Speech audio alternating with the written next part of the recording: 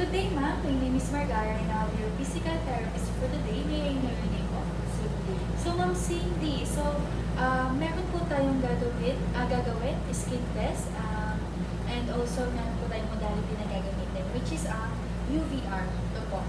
So, ito pong light na to, tatapat lang po siya dito. Ito po yung cardboard. And tatapat lang po siya sa mga shape. Tatlo.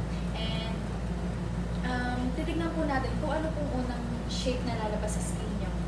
Also, bago po tayo mag-proceed sa procedure, i-check ko po muna yung vital signs.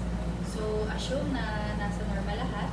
And ma'am Cindy, wala naman po kayong any allergies? Na-expose na po ba kayo sa any radiations lately? Hindi naman po.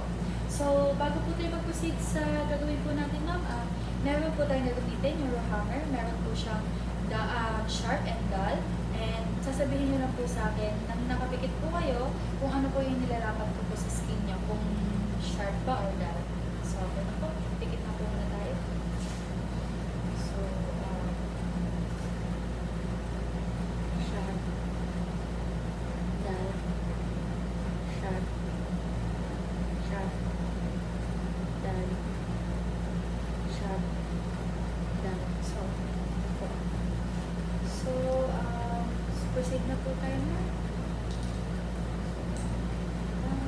Nalagay ko na po ito na.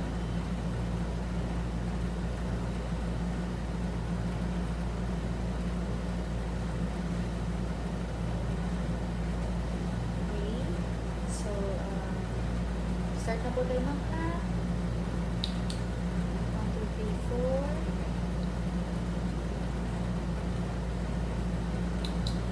1, 2, 3, 4, 5, 6.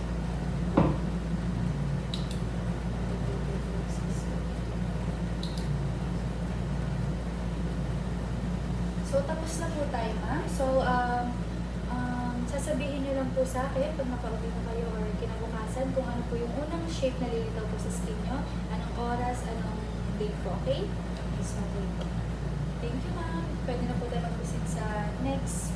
Okay, thank you.